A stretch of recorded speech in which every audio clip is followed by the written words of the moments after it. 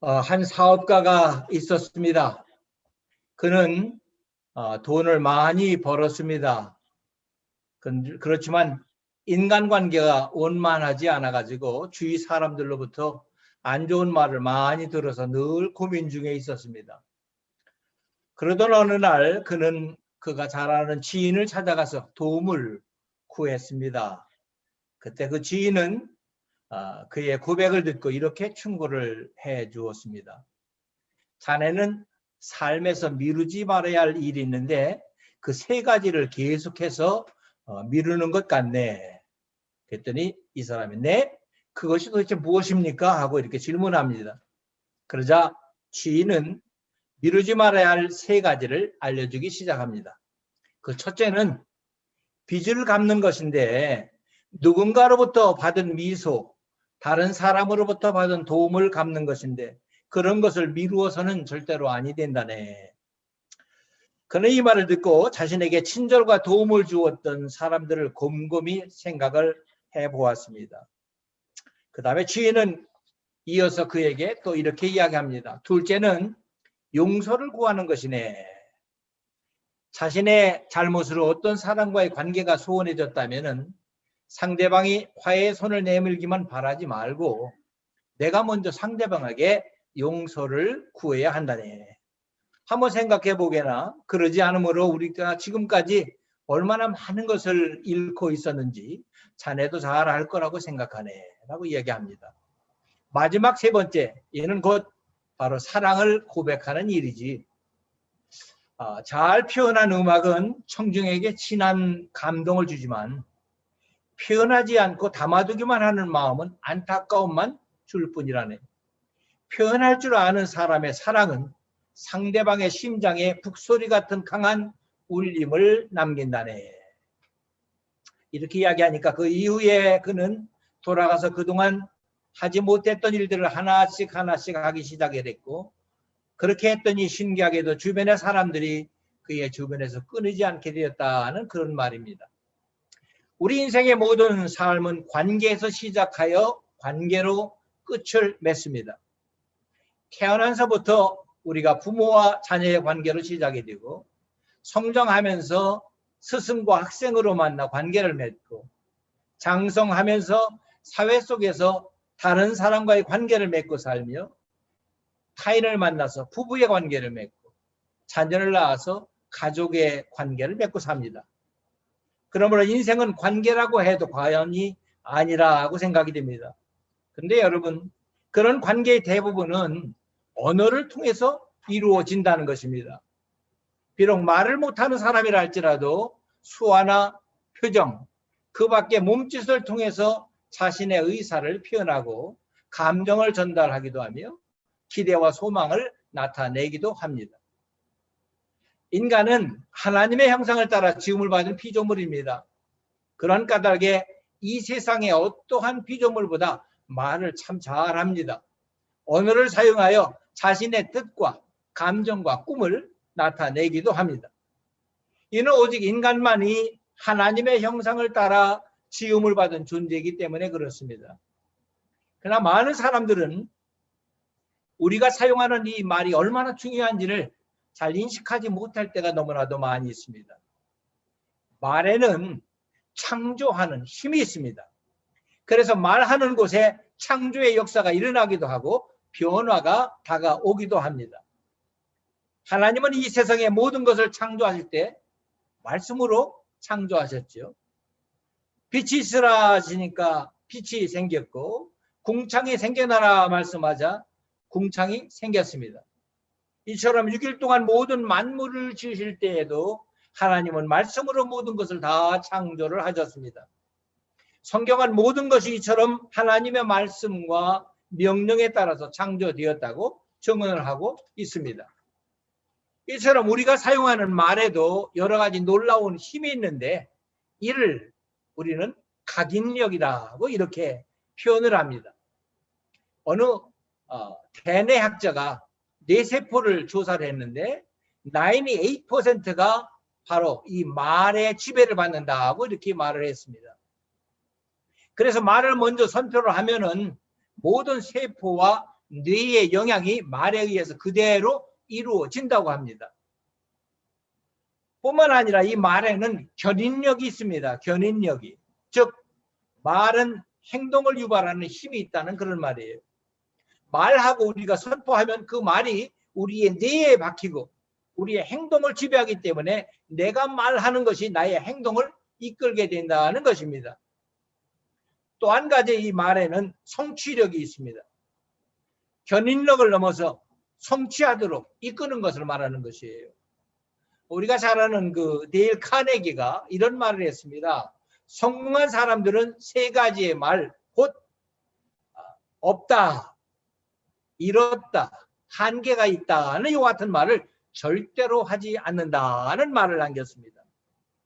그러므로 우리는 세상에 사는 동안 하나님이 말씀하시는 창조의 언어를 사용하는 믿음의 삶을 우리는 살아야 합니다.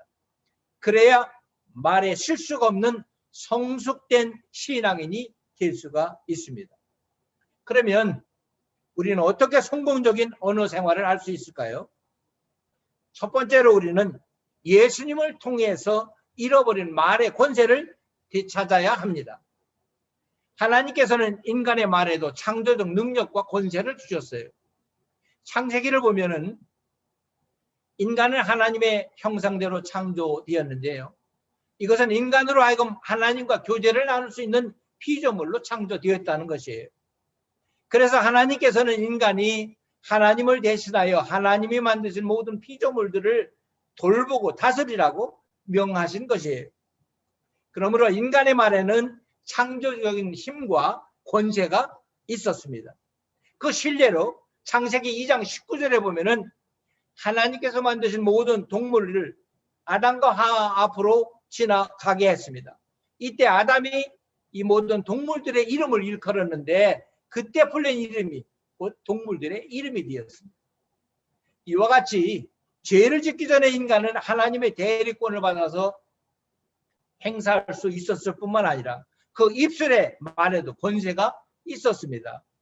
그러나 아담과 하와가 범죄한 후에 에덴 동산에서 쫓겨난 이후에 인간은 하나님과 단절된 삶으로 인해서 하나님의 능력을 상실한 자들이 되었습니다.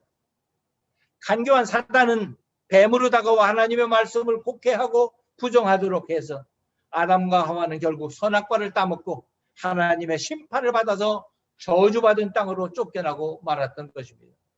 그리고 인간은 그 죄로 말미암아 영이 죽고 하나님의 품성을 닮은 혼의 요소도 완전히 타락되고 육체마저도 죽음을 맞이하게 되었습니다. 하나님의 말씀대로 순종하지 아니하고 마귀의 말을 듣고 받아들이자 결국에는 이처럼 파멸의 길이 다가오게 되었다는 것이에요. 창세기 3장 12절과 13절에 보면 이렇게 하나님 말씀에 불순종했던 아담이 불순종하게 된 동기를 물으시는 하나님의 질문에 아담이 대답한 말을 이렇게 기록을 하고 있습니다. 하나님이 주셔서 나와 함께 있게 하신 여자, 그가 그 나무 열매를 내게 주므로 내가 먹었나이다 하고 대답합니다. 또 그의 아내인 하와는 뱀이 나를 꿰므로 내가 먹었나이다 라고 대답을 합니다.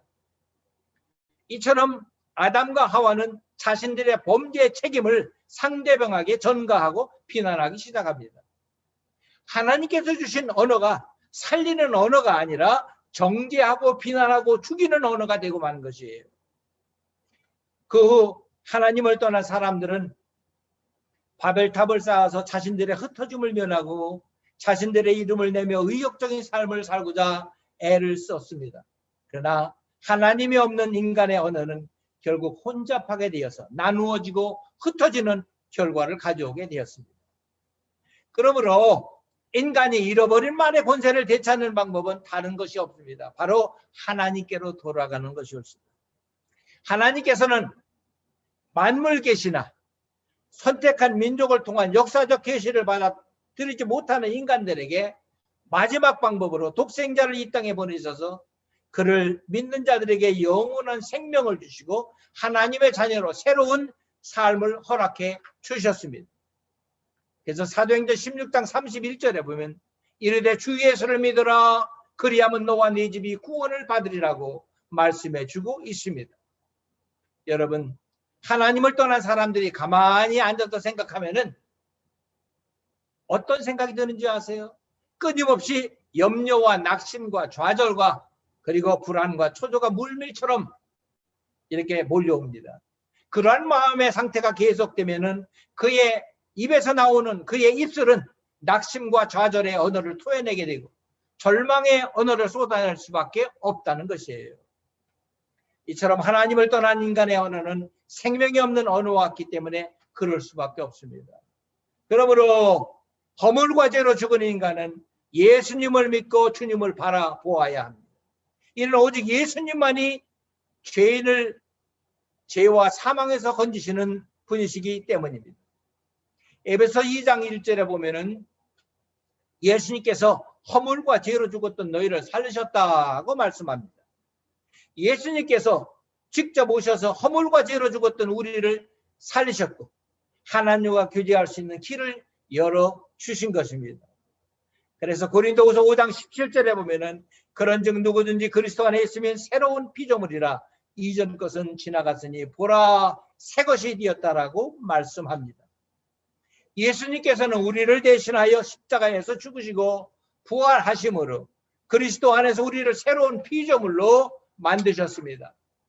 그러한 까닭에 잃어버린 말의 권세를 찾는 방법은 바로 주님을 만날 때부터 시작이 된다는 것을 꼭 기억하시기 바랍니다. 두 번째로 예수님을 통한 새로운 삶에는 믿음과 소망의 언어를 반드시 사용해야 한다는 것이에요. 예수 그리스도 안에서 새로운 존재로 지음받은 우리는 하나님과 동행하는 믿음과 소망의 언어를 사용하는 사람들이 되어야 합니다. 이 말이라고 하는 것, 이것은 눈에 보이지 않는 것이나 그 위력이 참으로 대단합니다. 그래서 옛말에도 말 한마디로 천냥빛을 갚는다는 말을 우리에게 전해내려오고 있지 않습니까? 이와 마찬가지로 지혜로운 말 한마디는 참으로 많은 유익을 가져옵니다. 그러나 악한 말은 인간관계를 파괴시키거나 불행한 사태를 초래하기도 하고 나아가 한마디의 유언비어가 온 나라의 기강을 어지럽히거나 세계를 혼란에 빠뜨리는 그 같은 일들을 처리하게 합니다. 옛말에 말과 물은 한 번 쏟아지면 다시 주워 담을 수 없다는 말을 우리가 들어왔습니다. 그렇기 때문에 우리는 말을 조심해야 합니다. 우리가 삶을 살아가는 동안 우리는 수많은 문제를 많이 만날 때가 있습니다. 이와 같은 문제를 만날 때마다 우리는 예수님이 주신 능력과 권세를 의지하면서 믿음으로 소망의 언어를 활용해야 합니다. 개인과 가정의 문제든 어떠한 문제든지 아무리 어려운 문제도 주님이 우리와 함께 하시면 그 문제는 해결이 됩니다. 그러므로 우리는 생명 되신 예수님을 모시고 사는 존재로 항상 믿음과 소망의 언어를 사용해야 하는 것입니다. 여러분, 우리가 살면서 문제는 항상 우리에게 다가옵니다. 그러나 문제를 만날 때 주저앉고 낙심하는 것이 아니라 주님을 바라보고 믿음으로 선언하는 은혜의 삶이 되어야 합니다. 그렇다면 과연 믿음과 소망의 언어란 어떤 말을 의미하는 것일까요? 그 첫째는 축복의 말입니다. 축복의 말. 이 축복이라는 단어를 저는 굉장히 좋아하는데 사실 한국말 우리 한문에서 번역된 제가 언젠가 책에서 한번 그걸 제가 봤습니다. 우리말에 대한 이렇게 잘못 사용하는 그런 내용 중에 단어 중에 몇 가지를 쭉 이렇게 나열하면서 그걸 설명하는데 여기 축복이라는 단어가 나오더라고요. 사실 축복이라는 말은 복을 빈다는 말이죠. 우리가 다른 사람을 위해서 축복하는 것은 그건 당연합니다. 그러나 우리가 기도할 적에도 예를 들자면은 하나님 축복해 주옵소서 하면 말이 안 맞지 않습니까? 하나님은 복을 주시는 분인데 어떻게 하나님 앞에 복을 빌어달라고 우리가 기도할 수 있겠어요? 그래서 이런 사소한 건데도 사실 우리가 잘못 이해해가지고 그냥 해오던 그런 사용하던 그런 단어들이 참으로 많습니다. 그래서 저는 이 말을 굉장히 조심스럽게 사용을 합니다. 축복이라는 단어를. 어쨌든 간에 우리가 하나님이 기뻐하시는 믿음과 소망의 언어를 우리가 사용하려면은 첫 번째는 축복의 말을 우리가 많이 사용해야 한다는 그런 말입니다. 이 축복의 말은 사람을 살리는 말입니다. 무슨 말을 하든지 축복과 창조적이고 긍정적인 은혜의 말을 그래서 우리는 해야 합니다. 예를 들면 이런 것들이에요. 우리가 누구하고 어린애들을 보거나 누구를 보더라도 참 건강하다, 씩씩하다, 좋은 일을 할 것이다 라고 이렇게 이야기하는 말하고 몸이 왜 이렇게 약하니 하고 이야기하는 거하고 너는 참 굉장히 힘들겠다 하고 이렇게 부정적으로 얘기하는 거하고는 엄청난 그 차이가 있다는 것이에요. 사실 하나님께서 역사하시면은 못할 일이 없지 않습니까? 심리학자들에 의하면은 실제로 언어 생활이 사람의 인생의 3분의 1을 차지한다고 이야기합니다. 실제로 학업도 사업도 모두 말을 통해서 하지 않습니까? 그러니까 달변하는 것도 중요하지만 우리가 하나님께서 원하시는 말을 하는 것이 더욱 중요하다는 것을 제가 꼭 말씀을 드리고 싶습니다. 그래서 오늘 본문에 보면은 죽고 사는 것이 혀의 권세에 달렸나니 혀를 쓰기 좋아하는 자는 그 열매를 먹으리라 하고 오늘 21절에서 그렇게 말씀하고 있지 않습니까? 죽고 사는 것이 혀에 있고 혀의 열매를 내 자신이 먹게 된다 하는 그런 말씀입니다. 그러니 우리의 말과 고백이 우리의 삶의 열매가 된다는 것이에요. 잠언 13장 2절에 보니까 사람은 입의 열매로 인하여 복록을 누리거니와 마음이 괴사한 자는 강포를 당하느니라 하고 했습니다. 어떤 말은 복이 되기도 하고 어떤 말은 화가 되기도 한다는 그런 말씀입니다. 말에는 사람을 살리는 창조적인 능력이 있는가 하면은 반대로 사람을 죽이는 파괴력이 있다는 말씀입니다. 그래서 야고보 기자는 야고보서 3장 5절부터 6절에서 이와 같이 말씀합니다. 이와 같이 혀도 작은 지체로 돼 큰 것을 자랑하더라. 보라 얼마나 작은 물이 얼마나 많은 나무를 태우는가. 혀는 곧 불이요 불의의 세계라. 혀는 우리 지체 중에서 온몸을 더럽히고 삶의 수레바퀴를 불사르나니 그 사르는 것이 지옥불에서 나느니라고 말했습니다. 한마디로 말을 잘하면 복을 받지만 말을 잘못하면 망한다는 그런 말씀이에요. 한 예화를 들겠습니다. 테네시주의 작은 마을에 한 아이가 살고 있었습니다. 그는 체구도 아주 작았고 아버지가 누군지도 모르는 그런 사생아였습니다. 마을 어른들은 자녀들이 그 아이와 노는 것조차도 금했습니다. 동네 아이들도 이 애를 무시했습니다. 그래서 그는 항상 외톨이로 지냈었는데 12살이 되었을 때 그 주변의 교회에 젊은 목사님이 부임했다는 소식을 들었습니다. 그는 호기심이 생겨서 교회에 갔지만은 사람들을 피하고 싶어서 늦게 갔다 일찍 나오곤 했습니다. 그러던 어느 날 은혜를 많이 받고 감동의 여운이 남아서 가만히 앉아 있다가 교인들 틈에 끼어서 나오게 됐습니다. 이때 마주친 목사님이 이렇게 말씀을 합니다. 내가 누구의 아들이더라? 주변 사람들이 놀라서 모두 멈춰버렸습니다. 그때 목사님은 환한 얼굴로 이렇게 말했습니다. 내가 누구 아들인지 알겠다. 내 아버지를 닮았잖아. 너는 하나님의 아들이야. 당황에 빠져나온 아이의 등을 향해서 목사님이 또 이렇게 말을 합니다. 하나님의 아들답게 꼭 훌륭한 사람이 되거라. 세월이 흘러서 그는 미국의 한 주지사가 됩니다. 그의 이름은 1911년부터 1915년까지 테네시 주지사를 지낸 벤 월터 후퍼입니다. 그는 후일에 이렇게 고백을 했습니다. 그날은 바로 테네시 주지사가 태어난 날입니다. 한 사람의 축복의 말이 이와 같이 한 영혼의 인생을 바꾼 것이에요. 민수기 6장 27절에 보면은 그들은 이같이 내 이름으로 이스라엘 자손에게 축복할지니라. 내가 그들에게 복을 주리라 라고 하나님은 제사장들에게 축복을 명하셨습니다. 모쪼록 우리의 삶과 인생이 축복하고 격려하는 인생이 되시기를 축원합니다. 둘째로 우리가 사용해야 할 믿음과 소망의 언어는 감사의 말이었습니다. 감사의 말.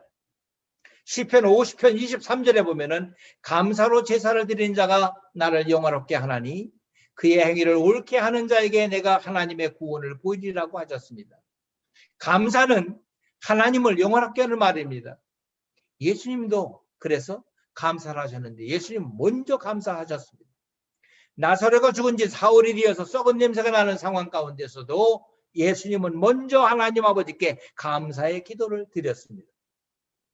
요한복음 11장 41절에 보면 돌을 옮겨놓으니 예수께서 눈을 들어 우러러보시고 이르시되 아버지여 내 말을 들으신 것을 감사하나이다 라고 말씀을 하셨습니다.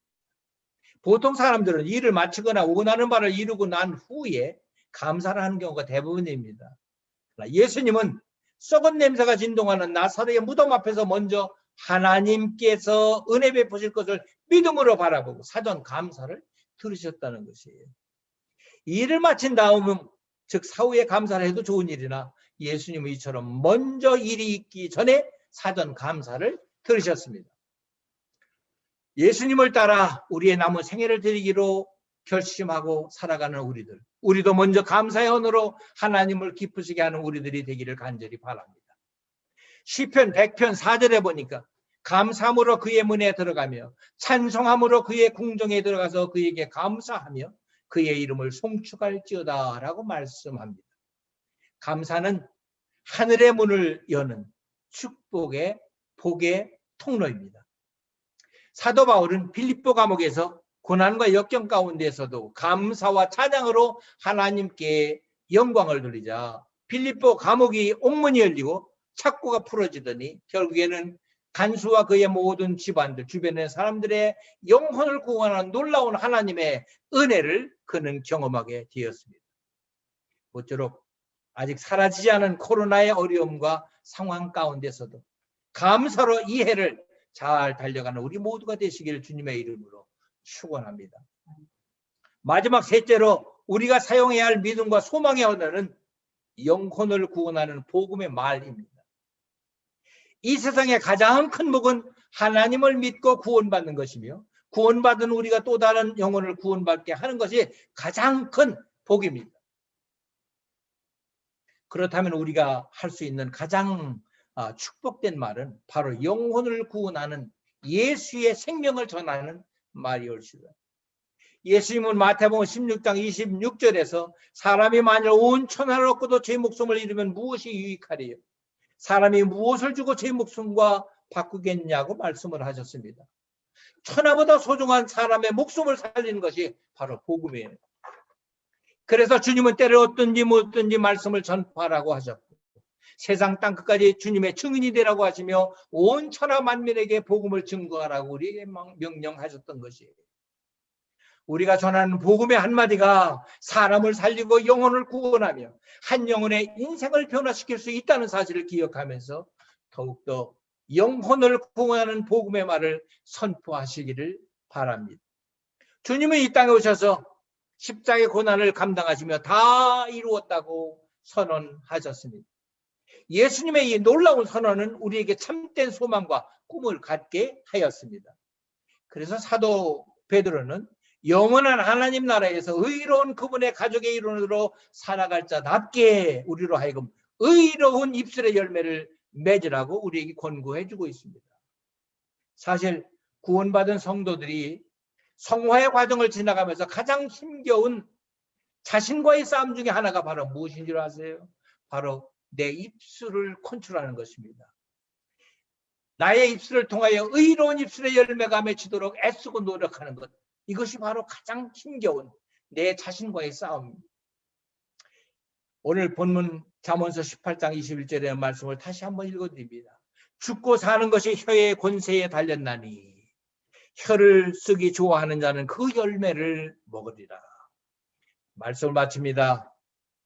사랑하는 동역자 여러분, 선한 사람은 마음에 쌓은 선에서 선을 내고 악한 자는 그 쌓은 악에서 악을 낸다고 예수님께서 누가복음 6장 45절에서 말씀을 하셨습니다.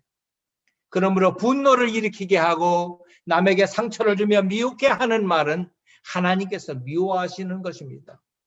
따라서 자신의 입에서 나오는 그 열매를 스스로 먹게 된다는 사실을 꼭 잊지 마시길 바랍니다. 모쪼록 우리의 언어 생활에 더욱 신중을 기하면서 축복의 말, 감사의 말, 그리고 복음의 말을 전하며 소망과 꿈을 가지고 남은 생애를 살아가는 우리 모두가 되시기를 주님의 이름으로 축원합니다. 기도하시겠습니다. 하나님 아버지, 오늘 저희들의 삶 가운데 가장 큰 비중을 차지하는 언어 생활에 대해서 함께 말씀을 나눴습니다. 저희들로 하여금 성공적인 언어 생활을 잘 할 수 있도록 언어 생활에 더욱 신중을 기하면서 축복의 말과 감사의 말과 그리고 영혼을 구원하는 복음의 말을 전하며 소망 가운데 남은 생애를 살아갈 수 있는 저희들이 되도록 도와주시기를 간절히 바랍니다. 예수님의 이름으로 간절히 기도드립니다. 아멘. 네. 예, 감사합니다. 귀한 메시지. 이제 우리